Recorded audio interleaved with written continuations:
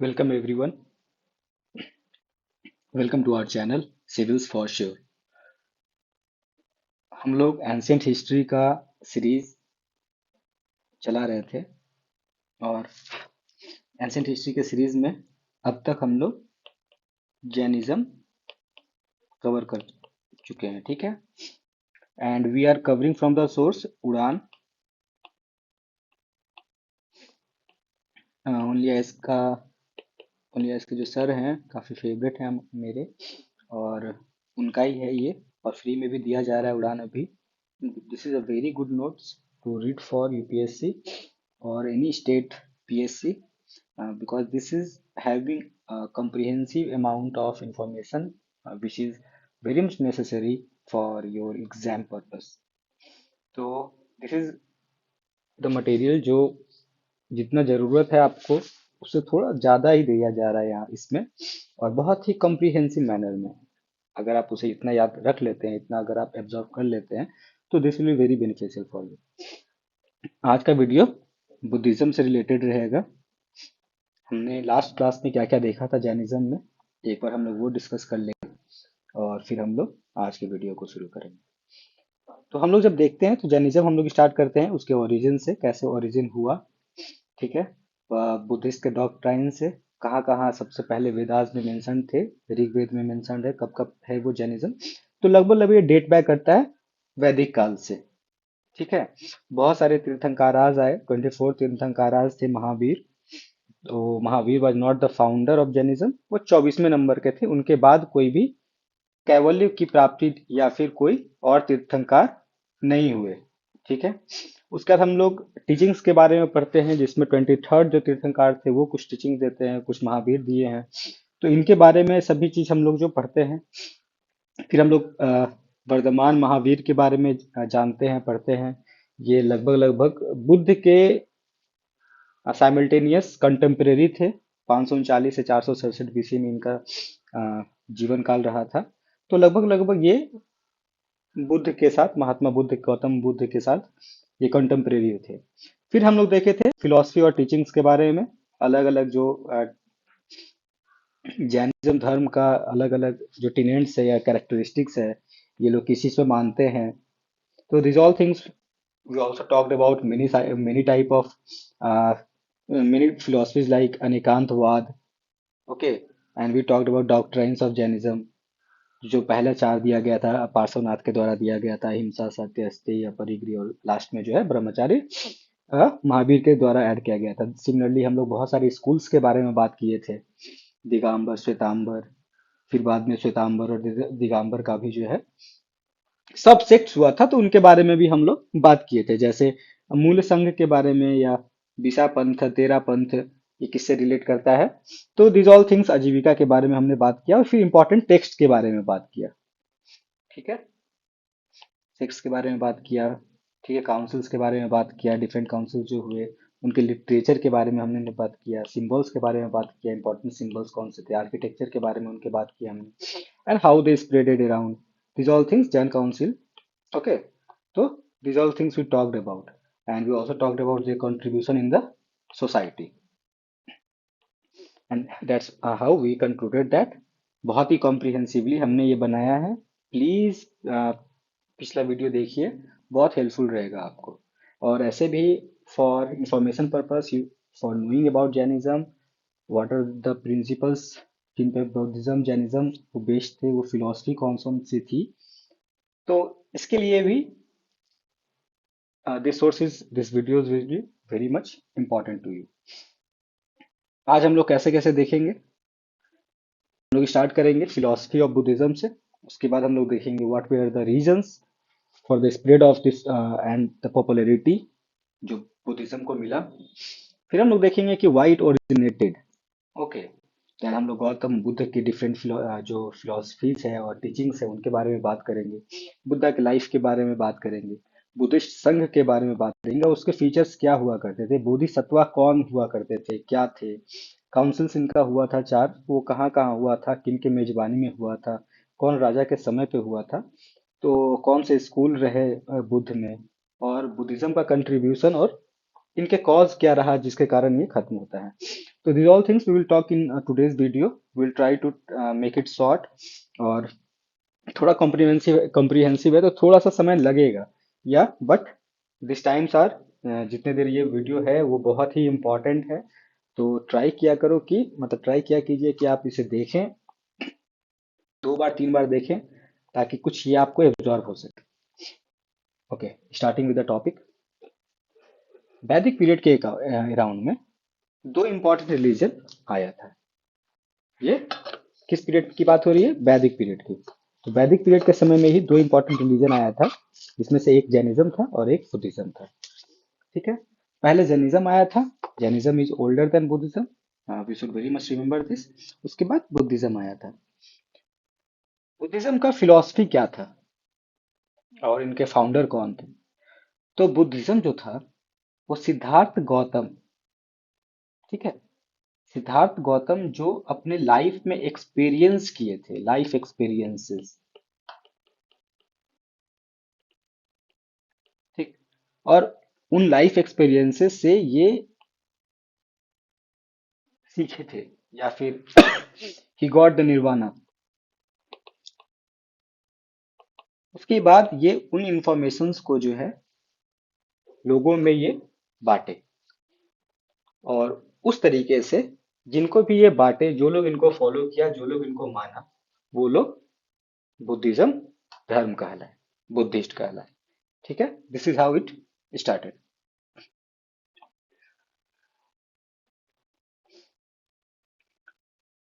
बुद्ध भगवान जो थे, एक चीज जो बहुत अच्छा, बहुत इंपॉर्टेंट और हमेशा याद रखने का है, बुद्धिज्म धर्म क्यों फैला, इसका बहुत इंपॉर्टेंट रीजन हुआ करता है कि बुद्ध अपने फॉलोअर्स से मध्यम मार्ग मांगे।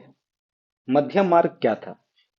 It was to avoid the two extremes of indulgence in worldly pleasure, first one, and the second one is practice of strict abstinence and asceticism। तो ये ना वो बोले कि आप पूरी तरीके से भक्तिमय हो जाइए, एकदम एब्सटिनेंस हो कर लीजिए, एस्केटिसिज्म हो जाए, ना उसको वो प्रमोट किए, और ना ही वो very much indulgence in the worldly pleasure वाला चीज को प्रमोट किए। तो ही took the middle path, that is called madhyam pratipada. Okay, this is only the madhyam marg और मध्यम प्रतिपदा, कि यहाँ पे ये आपको सन्यासी बनने भी नहीं बोल रहे हैं। He doesn't want you to quit everything, and he doesn't want you also to be indulged in various type of sin practices, so called, they have given Panchasheel. So in Panchasheel they talk, we will talk about कि what were very important features जो मतलब जिस पे पालन करना होता है जीवन को। तो these things we talked about in Panchasheel वगैरह। तो we'll see those things later on। इनका रूट क्या रहा ओरिजिनेट होने का? इस बुद्धिज्म का जो रूट है, जहां से देखा जाता है कि ये ओरिजिनेट हुआ, that is Vedanta and the Sankhya philosophy and Upanishad. Upanishad तो फिलोसॉफिकल बुक्स थे।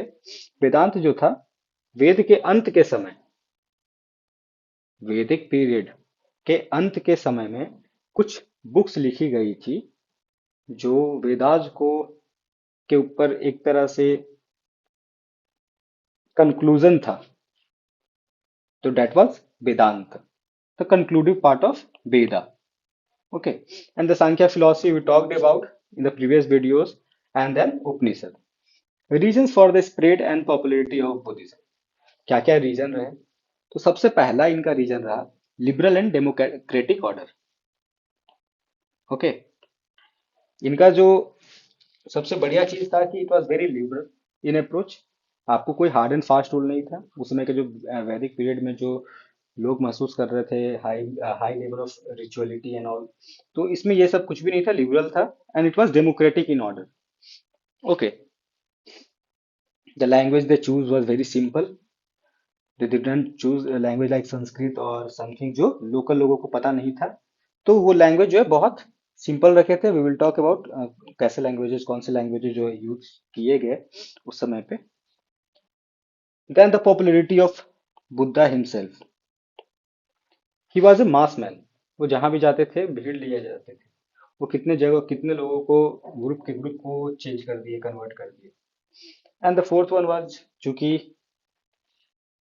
बुद्ध जो थे वो खुद ही एक राज परिवार से बिलोंग करते थे, तो जहां पे भी जाते थे वहां के राजा उनको बहुत ही अच्छे तरीके से, हर तरीके की सुविधा, बहुत अच्छे तरीके से ट्रीटमेंट, बहुत अच्छा तरीके से उनका जो भी करना होता था उनमें वो हेल्पफुल होते थे। तो रॉयल रॉयल पैट्रोल जो था इनका बहुत बढ़िया था। और सबसे इम्पोर्टेंट जो था, दिस रिलीजन वाज इनएक्सपेंसिव। इस रिलीजन में कोई भी खर्चा के बारे में आपसे बात नहीं किया जाएगा। This is all about looking in self. This religion is all about looking in self. छोटे टर्म में, या धीरे धीरे मैं समझाऊंगा। I will talk about this later now. As we talked, जो लोकल लैंग्वेज, जो सिंपल लैंग्वेज जो यहाँ पे यूज हो रही थी, हमने पूछा था आपसे, दैट वाज पाली। ओके, तो फाइव अप्रोच, जो चार पांच रीजन्स हमने पढ़ा, liberal, democratic, simple language, that was Pali language, जो कि लोगों के द्वारा बोला जाता था। The personality of Buddha himself, and then royal patronage, जैसे प्रसन्नजीत का मिला था, Bimbisara, Ashoka, Kanishka, this all patronize also Buddhism, और स्प्रेड भी किए, हेल्प भी किए स्प्रेड करने में। जैसे अशोक जो है अपने बच्चों को भेजे थे श्रीलंका बुद्धिज्म को स्प्रेड करने के लिए, बुद्धिज्म के बारे में बताने के लिए। तो आपको बताना है कमेंट में कि अशोक के दोनों एक बेटा एक बेटी थे जो गए थे श्रीलंका इस इंफॉर्मेशन के बारे में बताने के लिए। तो उन दोनों का नाम आपको बताना है कमेंट में। Okay, then what were the causes of origin of Buddhism. क्या क्या रीजंस रहा जिसके कारण बुद्धिज्म ओरिजिन हुआ। तो सबसे पहला जो हम लोग बात कर रहे थे, बहुत एक्सपेंसिव वैदिक रिचुअल्स। दूसरा, उपनिषद का जो टीचिंग्स है ना, वो है बहुत ही सही, but it was highly philosophical. अब इतना ज्यादा फिलोसॉफिकल था कि लोगों को समझ भी नहीं आ रहा था, उतना तो फॉलो करना बहुत दूर की बात है। Because you can not go to the ideal condition, you need to give the public something different from idealism. और फिलोसफी या उपनिषद जो है वो आइडियलिज्म को बताता है। तो तीसरा, द रिजिड कास्ट सिस्टम जो वहां पे फेस कर रहे थे in the society of Vedic period, and then the desire of Vaishya to improve their social position, क्योंकि उनके पास फाइनेंशियल पोजीशन आ चुका था। And as we will talk about later many times, E equal to E, जिनका economy उन्हीं का empire होता है। तो उनका ट्रेड के कारण उनका इकोनॉमिक प्रॉस्पेरिटी हो चुकी थी, बट उनका सोशल पोजीशन नहीं बढ़ा था। तो then they try to change the empire only. तो जिनका एम्पायर था, तो वो चाह रहे थे हिंदू से, मतलब चाह रहे थे, सॉरी, बट ये हेल्प कि हिंदुइज्म से फिर बुद्धिज्म और जैनिज्म प्रमोट हुआ, and they all promoted those religions. Okay, enrich in the society because of the supremacy of the Brahmins. They, जैसे आप पूजा भी नहीं करा सकते उनके बजाय, पाठ भी नहीं कर सकते उनके भी बगैर, तो काफी अनरेस्ट था लोगों में।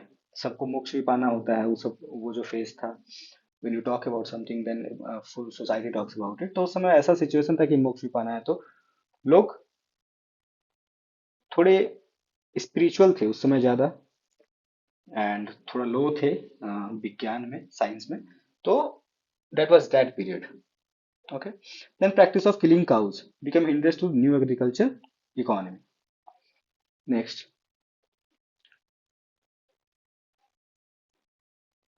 important concepts related to Buddhism। Gautam Buddha के बारे में सबसे पहले हम लोग बात करते हैं। इनको सिद्धार्थ बोलकर भी बताया गया है, शाक्य मुनि बोलकर भी बताया गया है, और तथागत बोलकर भी बताया गया है। वेरी इंपॉर्टेंट, सिद्धार्थ, शाक्य मुनि और तथागत, ये किस क्लैन से बिलोंग करते थे, तो वो हम लोग देख सकते हैं। शाक्य क्या मुनि बोला गया है, तो ये शाक्य क्लैन से बिलोंग करते थे। इनके पिताजी का नाम था सुद्धोधना और माँ के नाम था महामाया, जो कुशाला डायनेस्टी की प्रिंसेस हुआ करती थी। ठीक है, लेकिन इनको जो पाली, उनका नाम था, उनके एक मैटरनल अंट के द्वारा ये पाले गए थे, प्रजापति गौतमी। ठीक है, और अब वही प्रजापति गौतमी ने गौतम नाम दिए थे, तो वहां से इनका नाम हुआ था Gautam. And then Buddha all was about getting gyan, later on he was called Buddha, और later on he was called Shuddh. Shuddh was actually Buddh. His wife, उनके वाइफ का नाम यशोधरा था, एंड इनका एक बेटा था जिसका नाम था राहुल। ठीक है। बर्थ प्लेस इनका था लुम्बिनी। लुम्बिनी जो है कपिला वत्सु में है, और ये प्रेजेंट नेपाल में है। ठीक है। तो इनका जो बर्थ प्लेस था वो था लुम्बिनी में, और ये प्रेजेंट नेपाल में है। और ये साक्या क्लैन का कैपिटल हुआ करता था, जो इनका क्लैन था उसके। इनके टीचर्स अलारा कामा और उद्रक रामपुत्रा, वेरी इंपॉर्टेंट। इनके दो टीचर्स जो थे शुरू में, अलारा कामा और Udraka Ramaputra. And he got enlightenment at the age of 33, जब ये पीपल के पेड़ के नीचे थे। जैन कौन पेड़ के नीचे बैठे हुए थे? डेट वॉज साल ट्री। और ये कहाँ पे हुआ था इनको ज्ञान? बोध गया में, उरुवेला। उरुवेला जगह पे बोध गया में इनको ज्ञान जैन को जहाँ मिला था, कमेंट सेक्शन में बताइए कि उन्हें ज्ञान की प्राप्ति कहाँ पे हुई थी, और उस नदी का नाम क्या था जिस नदी पे वो साल ट्री था। डेट ऑल्सो, बुद्ध जिस नदी पे निर्वाणा पाए थे वो बोध गया में है। निरंजना जिसे हम लोग बोलते हैं, या फाल्गु नदी बोलकर हम लोग पुकारते हैं।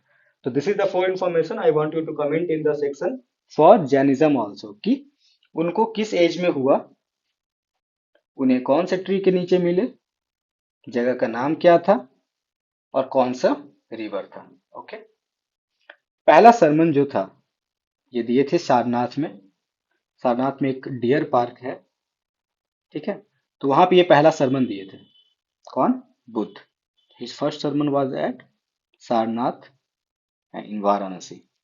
5 लोग थे, डिसिपल थे, जो इनके थे। और उसमें जो सबसे पहली थी वो थे महाकश्यप। उनका पहला डिसिपल का नाम था महाकश्यप। आपको महावीर के भी पहले शिष्या का नाम बताना है। ओके।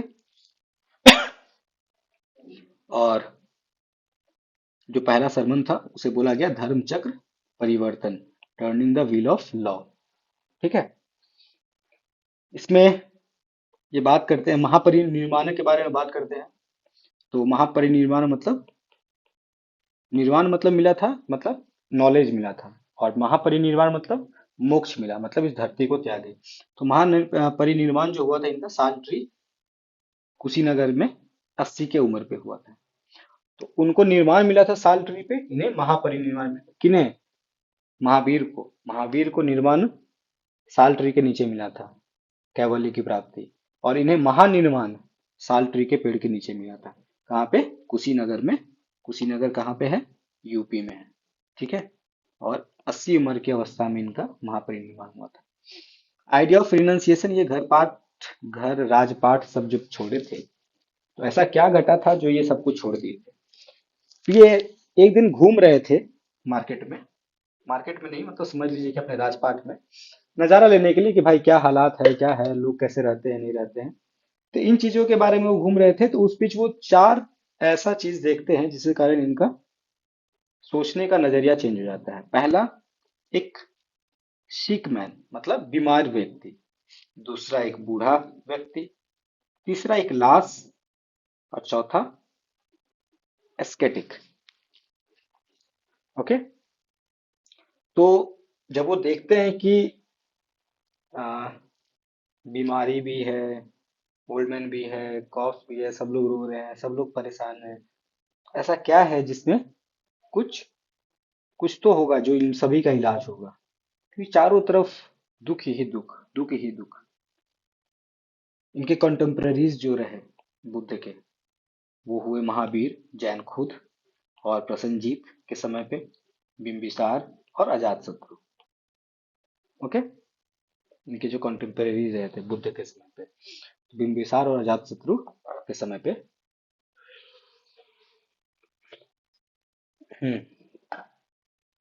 Doctrine of Buddha.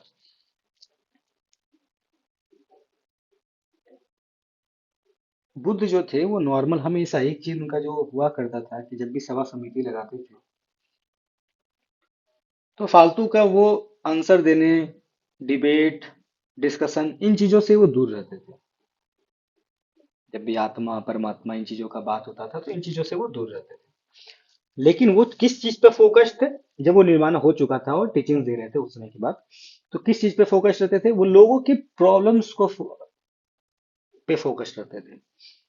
वो बोलते थे कि अगर हमें आता भी है फिर भी हमें जो है जादू वगैरह नहीं दिखाना चाहिए।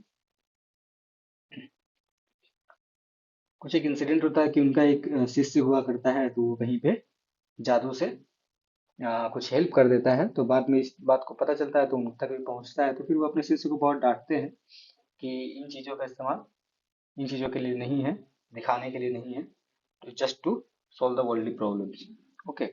और सारे प्रॉब्लम का इलाज है, तरीका एक है, वो बुद्ध का बोलना था। बुद्धिज्म जो है वो ट्रांसमाइग्रेशन और इम्परमानेंस को एक्सेप्ट करता है। ठीक। और बुद्ध जो थे, मतलब पुराने जन्मों पे वो लोग विश्वास करते हैं, ट्रांसमाइग्रेशन ऑफ साउल या फिर नथिंग इज परमानेंट। ठीक है। इस चीज पे वो लोग भरोसा करते थे। बट वो बुद्ध जो खुद थे वो भगवान या आत्मा को नहीं मानते थे। ठीक है। ये कर्म और अहिंसा की बात करते थे, और ये वर्ण सिस्टम के भी अगेंस्ट में थे। इनका बोलना था कि दुनिया जो है बहुत ही फुल ऑफ सॉरो है, तो बहुत दुखों से भरा हुआ है, और पीपल जो सफर करते हैं वो सिर्फ और सिर्फ अपने डिजायर्स के कारण, अपने चाहत, डिजायर के कारण सफर करते हैं। अगर डिजायर पे जीत पा लिए, डिजायर मतलब हमारे सेंसेस बेसिकली, तो जैसे हमारा जीव को पसंद है मटन खाएं, ठीक है, तरह तरीके का मिठाई खाएं, तरह तरीके का लोगों से गाली वाली दें, इसमें क्या होगा? ये सब सब डिजायर है। खुशी तो मिलेगा, लेकिन मटन खाने से फिर आलस्य वगैरह आएगा। मटन खाने से अलग सा प्रॉब्लम जो चाहे वो बीमारी है वो भी आ सकता है। मिठाई बहुत ज्यादा खा लोगे तरह तरीके का, तो भाई शुगर हो सकता है। कहीं पे गाली वाली देने में किसी को मन लगे तो पिटा जाता है। तो डिजायर्स है, लेकिन उसके कारण फिर आप सौरो आपको फिर मिलेगा। आप कुटा गए, मजा आया, लेकिन कुटा गए तो हुआ ना। दिस थिंग्स ऑफ डिजायर्स जो है, these are the reasons for our suffering. और अगर हम लोग अपने डिजायर्स पे, मतलब अपने सेंसेस पे, तो इस तरीके के हमारे साथ बहुत सारे सेंसेस होते हैं। जैसे जीव तो एक हो गया, वैसे हमारा स्किन, अब अच्छा स्किन है हमारा तो उसको अच्छा अच्छा कपड़ा पहनने का शौक है, कश्मीरी शॉल, कश्मीरी पश्मीना, पश्मीना शॉल, ये सब मान लीजिए। तो भाई ये डिजायर हुआ, डिजायर हुआ। जब डिजायर हुआ तो फिर डकैती करेगा, डकैती करेगा, पकड़ाएगा, पिटाएगा, सौरों मिलेगा। तो कहीं ना कहीं हम अपने चाहत पे अगर सेंसेस पे कंट्रोल कर ले, तो we can go out from our suffering zone. Okay. अगर हम लोग अपने सेंसेस पे, तो जो सेंसेस पे कंट्रोल कर ले, nirvana will be attend and there will be freedom from cycle of birth and death. और जब हम अपने डिजायर्स पे कंट्रोल कर लेंगे, जब हम लोग अपने अंदर कोई भी कर्म नहीं बनाए रखते हैं, बनाने लगेंगे कोई भी कर्म, बुरा या अच्छा, कोई भी कर्म अगर हम लोग अपने ऊपर नहीं बनाना शुरू कर देते हैं, तब हमें निर्वाण की प्राप्ति हो जाती है। And then we get free from the cycle of birth and death. That is what called moksha in Buddhism. What were the literary sources available? तो हम लोग जो है श्रीलंका का जो क्रॉनिकल है महावंशा, महावंशा में इसके बारे में हम लोग देखते हैं, जो महानामा के द्वारा लिखा गया था। फिर हम लोग दीपवंशा में भी देखते हैं, एंड देन अट्टा कथा में देखते हैं जो वट्टागमानी लिखे थे। तो दीज आर द सोर्सेज जहाँ पे हम लोग बुद्धिज्म के बारे में पाते हैं। तिब्बत का क्रॉनिकल दिव्य दान काल चक्र, तो दिव्य दान काल चक्र में भी बुद्ध धर्म की चर्चा होती है। ठीक है। एंड देन द थ्री पिटक या त्रिपिटक या three basket of Buddhist scripture. तो तीन पिटक जो है, सुत्त पिटक, विनय पिटक, अभिधम्म पिटक, इन पिटकों के बारे में भी हम लोग बात करेंगे। ठीक है। बास्केट ऑफ बुद्धिस्ट लिटरेचर्स के बारे में बात करेंगे। जो सुत्त पिटक था, दे दोज वे related with Buddh and companions. Then Vinay Pitak was related with monastic rules, and the Avidam Pitak was all about the talkings, the doctrines of the and the philosophies of the Buddhas. Then जातक के बारे में हम लोग देखते हैं तो जातक was about द बर्थ से लेके जब भी बुद्धा का जितने भी स्टोरी उसमें होते रिलेटेड टू बर्थ और बहुत सारे स्टोरी जातक में हम लोग पाते हैं। तो जातक क्या था? Story book related with Buddhas. Milinda Panha, Milinda Panha जो था एक बुद्धिस्ट मॉन्क थे, नागसेन। नागसेन जो थे एक उस समय का जो राजा था, मियंडर, एक बार उनको पकड़ के लेकर आया था, उनसे काफी सवाल पूछा था। तो ये सारा सवाल जो था ना उसका जवाब दिए थे नागसेन, और यही सारा कुछ लिखा गया था एक किताब में जिसका नाम है मिलिंद पन्हा। ठीक है, okay. Next, three jewels of Buddhism या तीन रत्न, त्रिरत्न। जैन के भी त्रिरत्न अब तक आपको याद हो जाना चाहिए था। एक बार फिर से अगर याद नहीं है तो जैन वाला पूरा वीडियो देखो और फिर से ये वाला जब वीडियो देखोगे तो आपको रिलेट करना दोनों को, एंड यू विल लाइक, जब आपको रिलेट करके याद कर लोगे तो पूरे आपको याद रहेगा। तीन ज्वेल्स कौन, वहां पे क्या था? KFC, right knowledge, faith and action. यहाँ पे क्या है? बुद्ध, धम्म और संघ। बुद्ध मतलब शुद्ध आदमी, जिससे कि आप नॉलेज लेना चाहते हैं, मतलब आपको एक शिक्षक का जरूरत पड़ेगा, और शिक्षक खुद एक बुद्ध हो, तब मतलब खुद ही शुद्ध हो। दूसरा जो ज्वेल है वो है टीचिंग्स।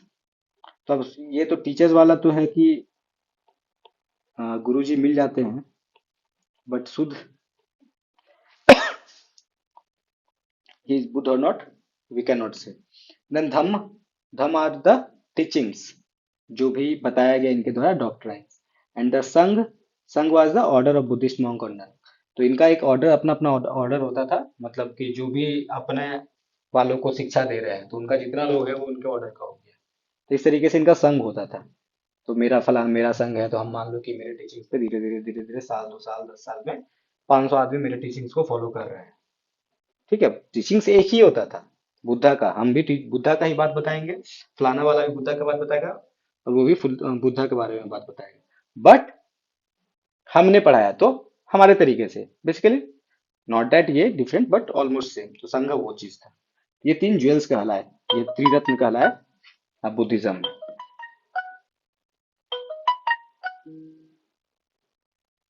हम्म। अब तीन पितक, तीन पितक के बारे में जो बास्केट ऑफ नॉलेज। तो सबसे पहला जो है वो होता है Vinay Pitaka. Vinay Pitaka is about rules of conduct and discipline. मतलब अगर आपको मोनेस्टिक लाइफ में रहना है तो आपका कंडक्ट और आपका डिसिप्लिन बहुत ही ज्यादा इम्पोर्टेंट है, बहुत ही ज्यादा, वरना आपको उस संघ से निकाल दिया जाएगा। तो this was about Vinay Pitaka. And then it was Sutta Pitaka. Sutta Pitaka जो था, those consisted of main teachings or the dhammas of Buddha. तो सूत्र, सूत्र वाज अबाउट सूत्र। तो बुद्ध का जो भी सूत्र था वो सभी सूत्र पिटक में था, जिसे कि 5 निकाय, ठीक है, 5 कलेक्शन, मतलब अलग अलग, बहुत बड़ा सा था भाई। बहुत बड़ा सूत्र होगा, बहुत सारा होगा ना, तो उसको 5 भागों में बटा हुआ था, जिसे निकाय बोले गए। तो 5 निकाय में कौन कौन से निकाय थे? दिग्ग निकाय, मध्यमा निकाय, संयुक्ता निकाय, अंगुत्तर निकाय और खुद्दका निकाय। तो बहुत बार आता है कि this is related with which religion और समथिंग। तो निकाय से आपको समझ में आना चाहिए कि निकाय क्या था? सुत्त पिटक का दूसरा भाग, जो कि खुद में ही 5 थे टोटल निकाय या 5 कलेक्शन। दिग्ग निकाय थे, मध्यमा निकाय थे, संयुक्ता निकाय थे, अंगुत्तर निकाय थे और खुद्दका निकाय थे। उसके बाद होता है अभिधम्म पिटक। ठीक है, तो Abhidhamma Pitaka, this was the philosophical analysis और the teachings of the monks. तो बाद में बहुत सारा फिलोसफी पे भी बात हुआ, बहुत सारा चीजें की ऐसे हो सकती है वाला चीज है, जैसे हमारे पुराण में। तो इनका अभिधम्म पिटक जो था वो पुराण था। ओके, अभिधम्म पिटक वाज ये बहुत पुरान। सुत्त पितक को हम लोग कोरिलेट करके कर सकते हैं हम लोग अपने वेदाज से, मेन टीचिंग्स या धम्मास। और विनय पिटक को हम लोग बोल सकते हैं अपने ब्राह्मण्स या monastic codes, code of conduct, या फिर जैसे ऐसे करके पूजा करते हैं, पूजा का बोलने का तरीका, दिस थिंग्स ब्राह्मण्स में थे। और यहाँ पे विनय पिटक। ये चार सत्य की बात करते हैं, एकदम शानदार, एकदम विचारधारा था इनका।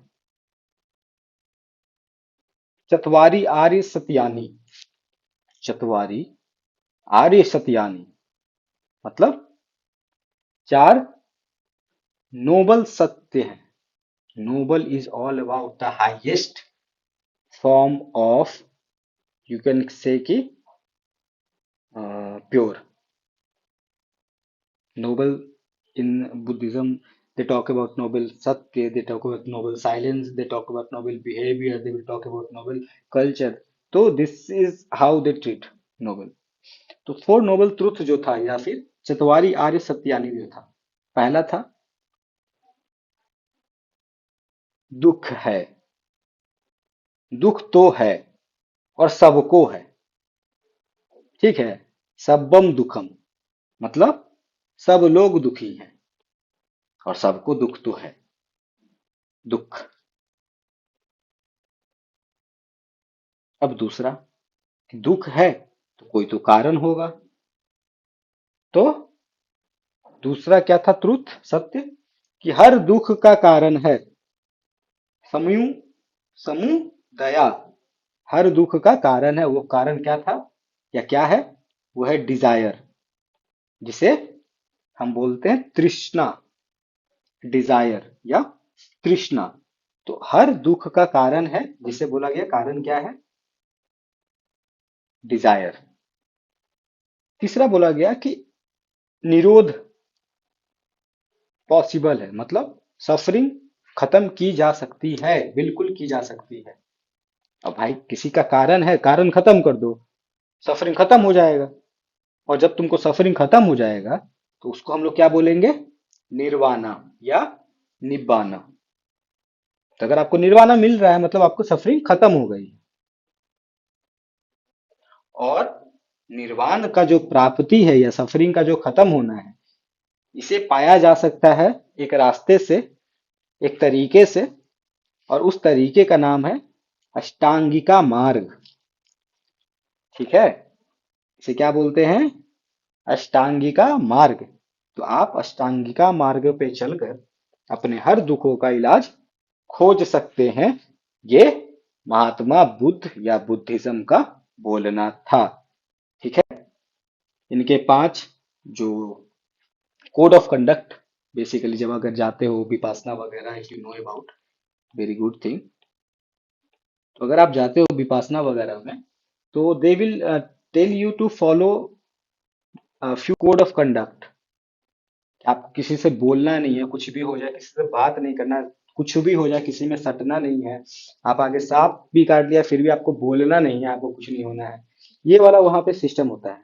आप खाने के समय जो है अपना खुद खाना है, खुद अपना बर्तन धोना है, लेना है, खाना है अपना बर्तन, भिक्षुक की तरह जिंदगी जीना है, अपने सारे के सारे लाइक जितने भी आपका ईगो है अपना, ये है सबको छोड़ देना है। एक तरह से आपको किसी से मांग के खा रहे हैं। तो this is the life, this is the code of conduct they will want you to follow, ठीक है। और उसे वो लोग बोले पंचशील। पहला, नो किलिंग, एकदम सांप भी मिल जाए मारना नहीं, no killing and respect for life, जीवन को रिस्पेक्ट कीजिए।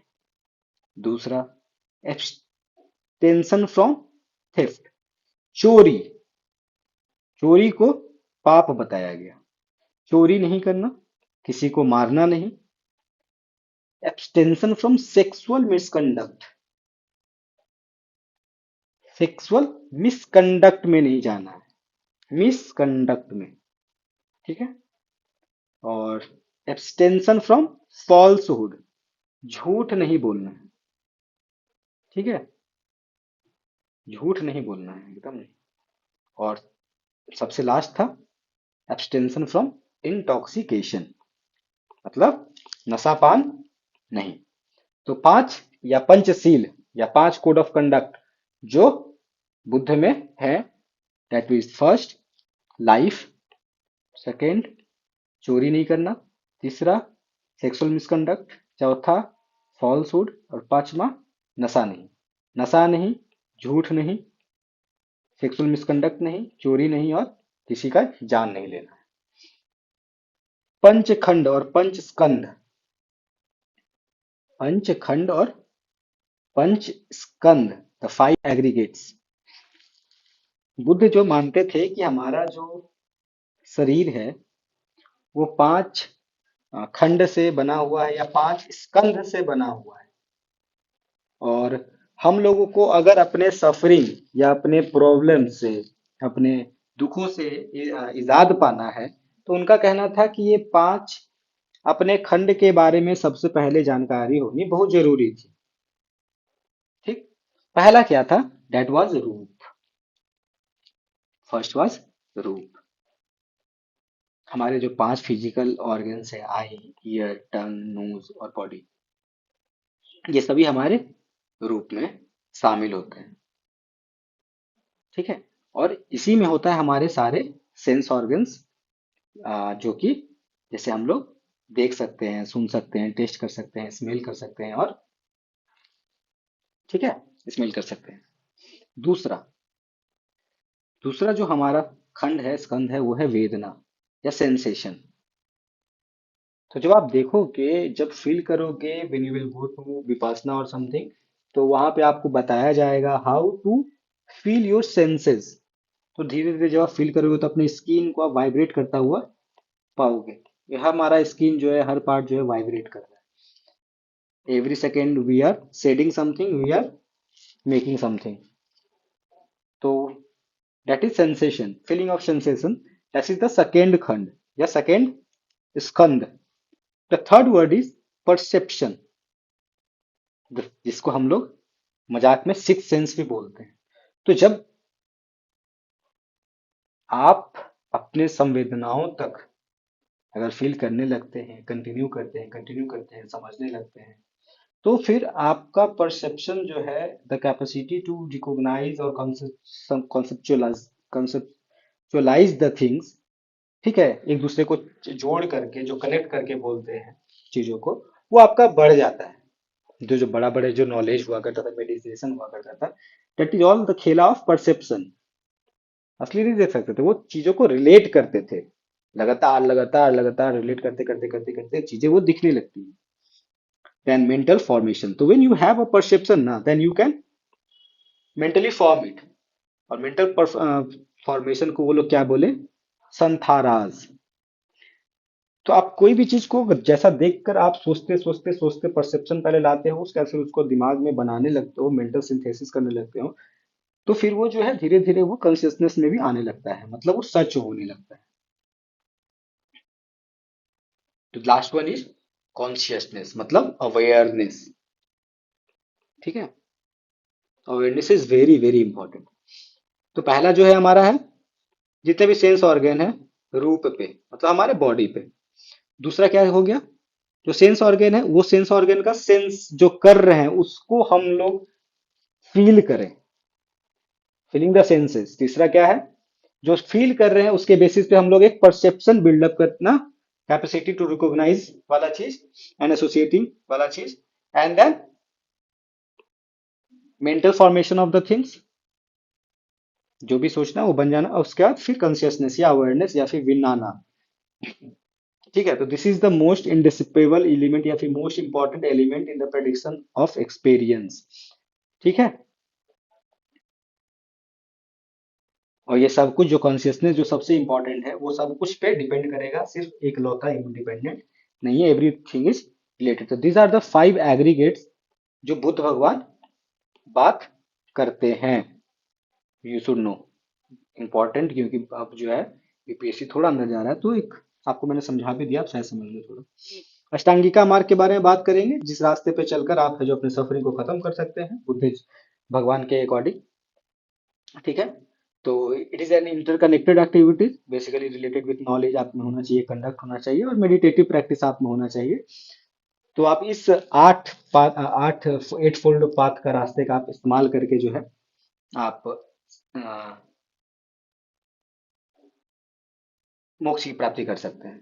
तो ये जो पाथ है ये बहुत कुछ सीखने वाला नहीं है कुछ इसमें। इसमें जो आप सीखे हुए हैं उसको भूल जाने वाला है। मतलब अगर आप सीखे हुए हैं कि शानदार खाना खाना अच्छी बात है तो इसको भूल जाइए। अगर आप सीखे हुए हैं कि बड़ा बड़ा घर बनाना अच्छी बात है तो इसे भूल जाइए। Basically unlearning the learning. तो इसका आठ जो है सबसे first one is right understanding. Okay, सही समझ। सबसे पहले हम लोग चार जो नोबल ट्रूथ हैं कि हाँ सफरिंग है भाई, मानते हैं, हाँ कारण तो है कि हम ये सब डिजायर किए थे तो ये प्रॉब्लम है। सोचे थे कि 2 करोड़ होगा, ऐसा करेंगे, इसी के लिए उसका मतलब उसको बैंक लूट लिए। तो जो भी है, डिजायर तो था वो गलत काम सही काम करने में। तो चार नोबल ट्रूथ तो है। सेकेंड, राइट थॉट, मतलब सही सोच। सही सोच क्या कि हाँ हमको अपने प्रॉब्लम को रिजॉल्व करना है, डिटर्मिनेशन होना चाहिए कि हाँ हमको अपनी सफरिंग को खत्म करना है। That is the right thought. जिसे सम जो है राइट को बोलते हैं इसमें, तो समधिति द राइट अंडरस्टैंडिंग पहला जो है। The second one is samma sankappa. Third one is right speech. देखिए, गलत और एब्यूजिव वर्ड का इस्तेमाल नहीं करना चाहिए। इसका इस्तेमाल करने से आपका जो पथ है निर्वाण का, उसमें वो दिक्कत है, गलत है उसके हिसाब से। ठीक है, तो गॉसिप करना नॉर्मली पता है बोला भी गया है। जैनिज्म या बुद्धिज्म किसी बोलते हैं कि वुमेन को नहीं मिल सकता है, तो उसमें ये भी रीजन देते हैं कि गॉसिपिंग। तो जैसे इसमें भी बुद्धिज्म में बोला गया इसको अवॉइड करने के लिए कि गॉसिप, लाइंग और किसी भी तरीके का असत्य और एब्यूसिव स्पीच को, इसको अवॉइड करना is right speech. Okay, right conduct. Right conduct मतलब किसी को मारना नहीं है, चोरी नहीं करना है, सेक्सुअल मिसकंडक्ट नहीं करना है।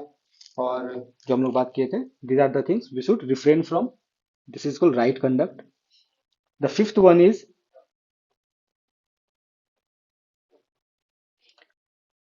Right means of making the living.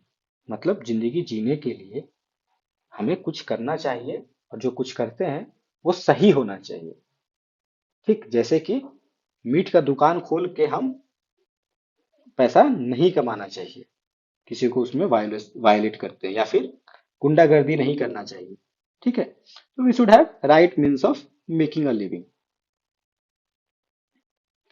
Then right mental attitude और एफर्ट, और हमारा avoiding the negative attitude behaviour, या फिर avoiding the negative you can say emotions like anger, jealousy. These things are very much important.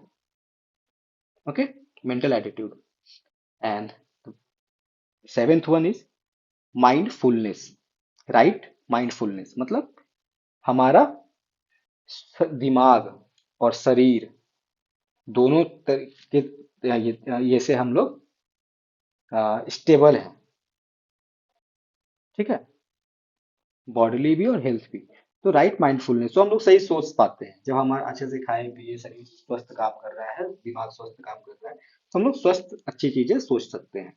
And then right concentration और awareness, जिसे कि बोला गया समाधि बुद्धिज्म में, जिसे बोला गया सेंस ऑफ इनलाइटेनमेंट और बुद्धहुड। तो जब राइट कंसंट्रेशन के साथ, एक अवेयरनेस के साथ आप समाधि में, जिसको बोलते हैं हम लोग, वो डेली डेली, इसमें एक अष्टांगिका मार्ग का इम्पॉर्टेंट पार्ट है। ठीक है, तो first was understanding, thought, speech, conduct, then living, then mental attitude, and the last one was concentration और meditation. Great events of Buddha life के बारे में हम लोग बात करेंगे, और फिर हम लोग बात करेंगे बुद्धिस्ट संघ एंड इट्स फीचर्स के बारे में। And then from Bodhisattva we will cover in our next video, क्योंकि फिर वीडियो बहुत बड़ा हो जाएगा और आप लोग फिर बोर फील करने लगोगे। ओके, तो from Bodhisattva onward we will cover in the next video. Till then हम लोग बने रहिए। ग्रेट इवेंट्स जो बुद्धा के लाइफ में हुआ, ठीक है, जैसे वो घर छोड़े ना, घर छोड़े, उन्हें निर्वाणा मिला, वो उन्हें इनलाइटनमेंट मिला, सरमन दिए। तो this were the very very important events of Buddha's life. ठीक है। तो उसमें से एक था अवक्रांति या कॉन्सेप्शन और डिसेंट। इसको किस चीज से दर्शाया गया है? व्हाइट एलिफेंट से। बर्थ या जन्म, जन्म को किससे दर्शाया गया? लोटस और बुल से। ठीक है। महाविनिष्क्रमण या ग्रेट रिनंसिएशन, इसको किस चीज से दर्शाया गया है? हॉर्स से। ठीक है, महाविनिष्क्रमण को। निर्वाणा या संबोधि को दर्शाया गया बोधि ट्री से, जिसे इनलाइटेनमेंट भी बोलते हैं, तो इनलाइटेनमेंट बोधि ट्री से। फर्स्ट सरमन या धर्म चक्र परिवर्तन, ये व्हील से दिखाया गया है। और महापरिनिर्वाण, वो स्तूपात से दिखाया गया है, स्तूप से। ठीक है। तो महापरिनिर्वाण या फिर डेथ, वो स्तूप से दिखाया गया है। धर्म चक्र परिवर्तन व्हील, इनलाइटेनमेंट को बोधि ट्री से। और ग्रेट रिनंसिएशन, महाविनिष्क्रमण, जो वो अपने घर को त्याग कर देते हैं, तो दैट इज फ्रॉम हॉर्स। और जन्म को वो दिखाए हैं जन लोटस एंड बुल से। So, from Buddhist Sangh and its features, and Buddhist Sangh only we will talk about Bodhisattvas, and then we will also talk about few important Bodhisattvas and the Buddhist council which held, and then we will talk about the two Buddha's school, and then we will conclude Buddhism in the next chapter. It will be very short. Today we have already covered a bit much. तो आपको इससे ज़्यादा अगर absorb होने ना लगे तो फिर वो भी दिक्कत है, तो हम लोग अगली वीडियो में करेंगे। Till then, thank you for your patience hearing, and do like, subscribe, and share if you find it good, and if you find it helpful. Thank you very much.